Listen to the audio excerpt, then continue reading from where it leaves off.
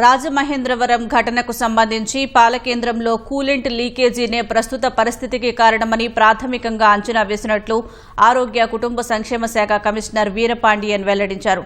Scientific గా నమూనాల పరిశీలన ఫలితాలు వచ్చాకే అసలు విషయం తెలిసే అవకాశం ఉందన్నారు. బాధిత ప్రాంతాల్లో ప్రత్యేక వైద్య శిబిరాలు ఏర్పాటు చేసి ఎవరికి ఏ అవసరం వచ్చినా సాయం అందించేందుకు సిద్ధంగా ఉన్నామంటున్న వీరపాండియన్తో మా ప్రతినిధి జయప్రకాష్ ముఖాముఖి ఇప్పుడు.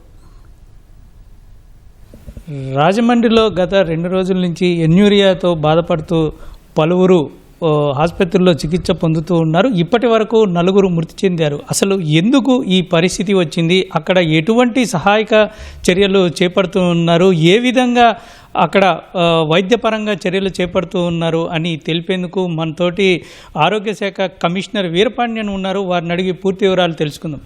చెప్పండి సార్, రాజమండ్రిలో అసలు ఏం జరిగింది, ఇప్పటి వరకు నిర్ధారణ అయిన పరీక్షల్లో ఎటువంటి నిర్ధారణ జరిగింది? రాజమండ్రిలో దురదృష్టవశాత్తు 16వ తారీఖు మహాశివరాత్రి తర్వాతే పక్కన కోరుకొండల మండలం నుంచి ఒక మిల్క్ వెండర్ గణేశ్వరరావు అనే ఒక మిల్క్ వెండర్, ఆయన రాజమండ్రి పట్టణంలో ఉన్న లాలా చెరువు సంబంధించిన కొంతమంది కుటుంబాలకి పాలు పోయిస్తూ ఉంటారు. సో ఇది లాస్ట్ 10 సంవత్సరాలుగా చేస్తూ ఉంటున్నారు. సడన్గా 15వ తారీఖు 16వ తారీఖు సప్లై చేసిన మిల్క్లో అది ఏదో తేడాగా ఉందని చెప్పేసి వాళ్ళు కంప్లైంట్ చేస్తే అప్పుడు కంప్లైంట్ చేసుకుని చెక్ చేసే లోపలనే వాళ్ళకి వామిట్ రావడం, తర్వాతే యూరిన్ బంద్ అవ్వడం అలాంటివి జరిగింది. పక్కన ఉన్న ప్రైవేట్ హాస్పిటల్లో చేరారు. మళ్ళీ అది దీనివల్లనే పాలు వల్లనే జరిగిందని చెప్పేసి వాళ్ళకి తెలియట్లేదు ఇనీషియల్గా. మళ్ళీ ఒకే ఫ్యామిలీ నుంచి ఒక 4 జాయిన్ అవ్వడం, ఒక ఏరియా నుంచి ఒక 4-5 జాయిన్ అవ్వడం చూసి హాస్పిటల్లో ఉన్న వాళ్ళకి, ప్రైవేట్ హాస్పిటల్ ఉన్న వాళ్ళకి డౌట్ వచ్చి మా డిఎంహెచ్ఓకి ఇన్ఫామ్ చేస్తే ఇమీడియట్గా దాన్ని వెరిఫై చేశాము. వెరిఫై చేసినప్పుడే తెలిసింది ఇది పాలు వల్ల జరిగి ఉండొచ్చు, ఎందుకంటే ఇది కిడ్నీ ఎఫెక్ట్ అవుతుంది కాబట్టి వాళ్ళు ఏమి తాగారు, ఏమి తిన్నారని చెప్పేసి మనం హిస్టరీ డెప్త్గా తెలుసుకుంటే అది పాలు వల్ల జరిగిందని చెప్పేసి ఒక అనుమానం వచ్చింది. మళ్ళీ ఇమీడియట్గా దానికి సంబంధించిన ఆ వ్యక్తిని కూడా కస్టడీలో తీసుకుని మొత్తం వెరిఫై చేస్తే ఆయన ఒక 110 మంది కుటుంబాలకి ఈ పాలు ఆ రోజు పోయించారు. వాళ్ళు ఇంటింటికి వెళ్ళి మనం చెక్ చేసినప్పుడు ప్రతి ఒక్క ఇంట్లో కొంతమంది బాగున్నా కూడా కొంతమందికి అలాంటి సిమ్టమ్స్ రావడం, దాంట్లో ఆల్రెడీ ఒక 12 మంది దాకా హాస్పిటల్లో జాయిన్ అవ్వడం తెలిసింది.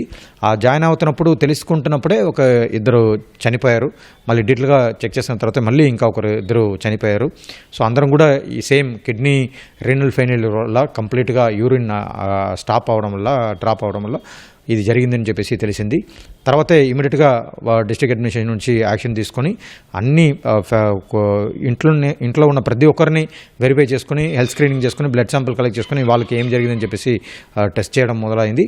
ఆ టెస్ట్ చేస్తే దాంట్లో కూడా ఒక 2కి క్రియాటిన్ లెవెల్ ఎలివేటెడ్ పొజిషన్లో చూపిస్తే ఇమీడియట్గా వాళ్ళని కూడా హాస్పిటలైజ్ చేసాము. ఇప్పుడు దాకా మొత్తం 15 మందిని హాస్పిటలైజ్ చేసాము. వాళ్ళు ఒక 4-5 హాస్పిటల్లో ఉన్నారు.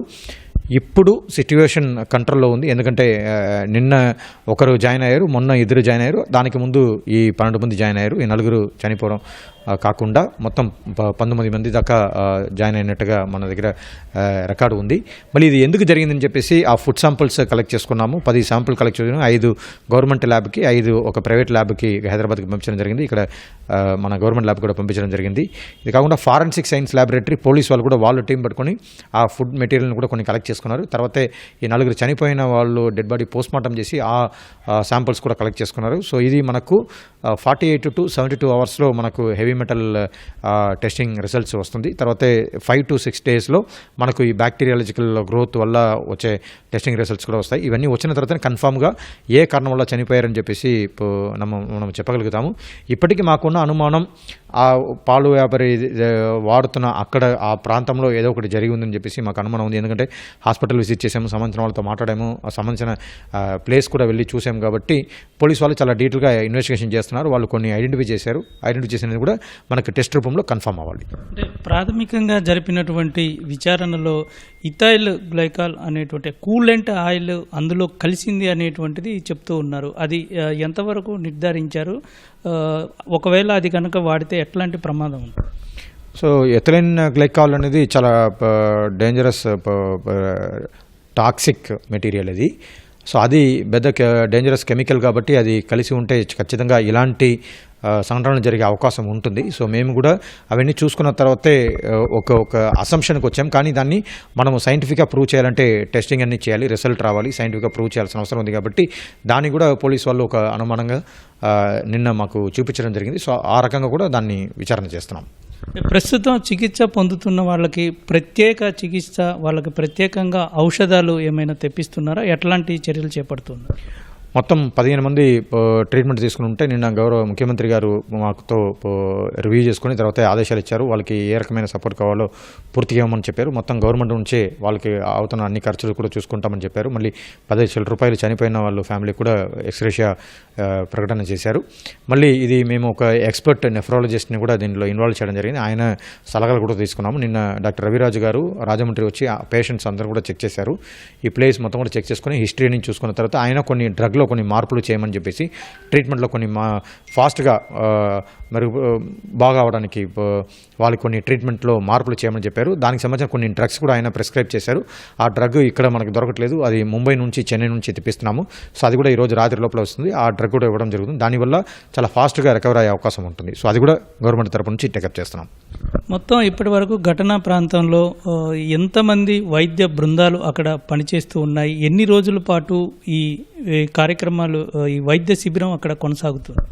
ఇప్పుడు ఆ ఏరియాలో లాలా చెరువు, స్వరూప్ నగర్, చౌడేశ్వర నగర్ ఆ ఏరియాలో మొత్తం 14 ర్యాపిడ్ రెస్పాన్స్ టీమ్స్, దాదాపు 56 మంది డాక్టర్లు, నర్సెస్, ఏఎన్ఎం వీళ్ళందరూ కూడా డిప్లాయ్ చేయడం జరిగింది. వాళ్ళు ఇంటింటికి వెళ్ళి దాదాపు 110 ఫ్యామిలీ ఇది తాగారని చెప్పేసి తెలిసింది, వాడుకున్నారని చెప్పేసి తెలిసింది. ఆ 110 ఫ్యామిలీ నుంచి ఇప్పటికే 315 మంది దగ్గర నుంచి బ్లడ్ శాంపిల్ కలెక్ట్ చేసుకున్నాము. ఆ 315 మంది నుంచి మేము బ్లడ్ శాంపిల్ కలెక్ట్ చేసుకుని నిన్ననే కంప్లీట్ అయ్యి టెస్టింగ్ రిజల్ట్స్ కూడా వచ్చింది. దాంట్లో ఇద్దరికి క్రియేటిన్ లెవెల్ ఎక్కువ ఉంటే వాళ్ళని కూడా హాస్పిటల్ ఇచ్చేయడం జరిగింది. అక్కడే మెడికల్ క్యాంప్ పెట్టుకున్నాము. వాళ్ళు ఖచ్చితంగా next 2 weeks to 4 weeks situation బట్టి అక్కడే ఉంటారు. నైట్ డ్యూటీ కూడా వేయడం జరిగింది. సో ఎక్కడ ఏదైనా చిన్న సంఘటన జరిగినా ఇమీడియట్గా వాళ్ళని షిఫ్ట్ చేయడానికి కావాల్సిన అంబులెన్స్ వెహికల్స్ అని కూడా రెడీ చేసుకున్నాము. సో ఇది ఖచ్చితంగా నెక్స్ట్ 1 month దాకా మా అబ్జర్వేషన్లో ఉంటుంది. ప్రస్తుతం మృతి చెందిన వాళ్ళు ఈ విధంగా అంటే ఇథైల్ గ్లైకాల్ వల్ల చెందే అవకాశం ఉంటుందా, లేదంటే వాళ్ళకి ఇతర ఆరోగ్య సమస్యలు ఏమైనా ఉన్నట్టు ప్రాథమికంగా గుర్తించారు? వాళ్ళకి ఆల్రెడీ కోమార్బిడిటీస్ ఉన్నాయి. ఇప్పుడు చనిపోయిన వాళ్ళు చూస్తే వాళ్ళందరికీ కూడా డయాబెటీస్ ఉంది, హైపర్ టెన్షన్ ఉంది, లేకపోతే ఒకరికి ఈవెన్ హార్ట్ రిలేటెడ్ ప్రాబ్లం కూడా ఉంది. సో ఆ రకంగా ఆల్రెడీ కోమార్బిడిటీస్ ఉన్న వాళ్ళకే పెద్దగా అఫెక్ట్ అవుతుంది. ముసలి వాళ్ళకి ఈ చనిపోయిన వాళ్ళందరూ కూడా చూస్తే 65 years 70 years పైన ఉన్న వాళ్ళే. సో అలాంటి వాళ్ళకి, తర్వాత చిన్న పిల్లలు ఎవరికైతే కిడ్నీ ప్రాపర్గా డెవలప్ అయ్యి ఉండదో వాళ్ళకి ఆ ప్రాసెస్ జరిగే అవకాశం లేకపోవడం వల్ల ఇదన్నీ అఫెక్ట్ అయ్యే అవకాశం ఉంటుంది. దానివల్ల మేము ఫోకస్ చేసేది చిన్నపిల్లలు, పెద్దవాళ్ళు. సో వీళ్ళకే ఎక్కువ అఫెక్ట్ అయ్యే అవకాశం ఉంటుంది. వాళ్ళ మీద ఎక్కువ ఫోకస్ చేస్తున్నాం. ప్రస్తుతం ఇప్పుడు నిర్వహిస్తున్నటువంటి డైరీ అనుమతులు లేకుండా చేస్తూ ఉన్నారని ప్రాథమికంగా గుర్తించినట్టు తెలుస్తుంది. దీనికి సంబంధించి అసలు రాష్ట్ర వ్యాప్తంగా ఇటువంటి వాళ్ళు పైన మీరు చర్యలు ఎట్లా చేపడుతూ ఉన్నారు?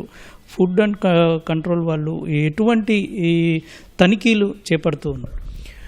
ఇది మనకు చూస్తే వాళ్ళు రిజిస్టర్డ్ వెండర్ కాదు, వాళ్ళకి లైసెన్స్ అలాంటివి ఏమి లేవు. రైతుల దగ్గర నుంచి పాలు తీసుకొని ఇక్కడ పోయించుకుంటున్నారు. సో ఆ రకంగా చేస్తున్న వాళ్ళు వీళ్ళు ప్రాపర్ హైజీనిక్ పద్ధతిలో సైంటిఫిక్గా ప్రాసెస్ చేయడం అలాంటివి ఏమి చేయట్లేదు. అక్కడ డైరీ యూనిట్ అలాంటివి ఏమి లేదు. జస్ట్ ఒక కూలెంట్ పెట్టుకుని చేస్తూ ఉంటున్నారు, క్యాన్లు పెట్టుకుని.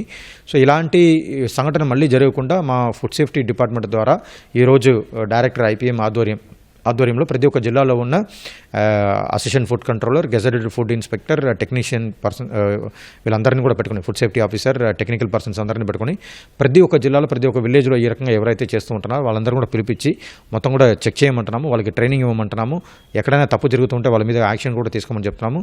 సో వాళ్ళకి రిజిస్ట్రేషన్ చేయడం, లైసెన్స్ ఇప్పించడం, వాళ్ళకి ట్రైనింగ్ ఇవ్వడం, వాళ్ళందరూ కూడా ప్రాపర్గా హైజీనిక్గా సేఫ్గా ప్రజలకి ఇలాంటి పదార్థాలు అమ్మడం ఇవన్నీ కూడా చేసే విధంగా వాళ్ళకి గైడ్ చేయమని చెప్పేసి కూడా ఈరోజు చెప్పాము. రేపు నుంచి రాష్ట్ర వ్యాప్తంగా మా బృందాలు దాదాపు ఒక 60 బృందాలు స్టేట్ మొత్తం కూడా ఈ పనులు చేస్తారు. ఇథైల్ గ్లైకాల్ అనేది ఆరోగ్య శాఖ నిర్వహించిన పరీక్షల్లో తేలిందా? పోలీసులు నిర్ధారణ జరిగిందా? ప్రాథమిక ఇది పోలీస్ వచ్చేసి ఐడెంటిఫై చేశారు. సో అది డీటెయిల్గా మనం చెక్ చేయాలి. సో ఇవన్నీ కూడా చెక్ చేసుకొని మేము కూడా శాంపుల్ తీసుకున్నాం, వాళ్ళు కూడా శాంపుల్ తీసుకున్నారు. దాన్ని పెట్టి మనకు ఉంటుంది.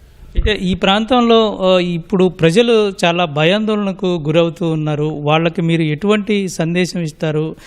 ఏ విధంగా వాళ్ళకి ధైర్యాన్ని నింపుతారు? ఇది ప్రజలందరూ కూడా తెలుసుకోవాల్సిన విషయం ఏమంటే మనము తీసుకుంటున్న ప్రతి ఒక్క ఫుడ్ ప్రోడక్ట్ మీద చాలా జాగ్రత్తగా మనం అన్నీ చెక్ చేసుకొని కన్జ్యూమ్ చేసుకోవాలి. ఎందుకంటే ఈ సంఘటన కూడా మీరు చూస్తే వాళ్ళు ఫస్ట్ పాలు గురించి ఎవరు అనుమానం చెందించట్లేదు. ఎందుకంటే ఆయన 10 సంవత్సరాలుగా పోస్తున్నాడు. 4 రోజుల తర్వాతనే వాళ్ళకి అనుమానం, డాక్టర్ వల్ల అది డీటెయిల్గా హిస్టరీ చెక్ చేసినప్పుడు వాళ్ళు ఆ ప్యాటర్న్ చూసి ఐడెంటిఫై చేశారు. సో దానివల్ల ప్రజలందరం కూడా ఫుడ్ ఐటమ్ని చాలా సేఫ్గా హైజీనిక్ పద్ధతిలో సప్లై చేస్తున్నారా, తీసుకుంటున్నాం అన్నీ కూడా చెక్ చేయండి.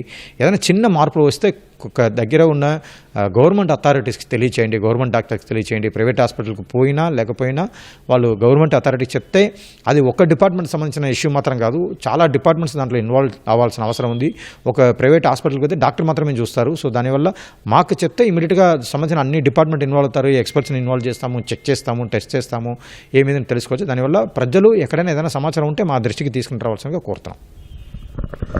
ఇది ప్రాథమికంగా పాలల్లో జరిగినటువంటి కల్తీ వల్లే ఈ విధంగా అనారోగ్యానికి గురయ్యారని తెలుస్తుంది. అదేవిధంగా ప్రస్తుతం అక్కడ ప్రత్యేక బృందాలను ఏర్పాటు చేయటమే కాకుండా ముంబై, చెన్నై నుంచి కూడా ప్రత్యేక ఔషధాలు తెప్పించి మరి క్షతగాత్రులకు చికిత్స చేయిస్తున్నామని చెప్తూ ఉన్నారు. ఖచ్చితంగా అక్కడ ఉన్న వాళ్ళందరి ఆరోగ్యాలు కుదుటపడే వరకు వాళ్ళల్లో ధైర్యం నింపి ప్రత్యేక వైద్య బృందాల చేత చికిత్స చేయిస్తామని వైద్యశాఖ కమిషనర్ చెప్తూ ఉన్నారు. కెమెరామెన్ సాయితో జయప్రకాష్, ఈటీవీ న్యూస్, విజయవాడ.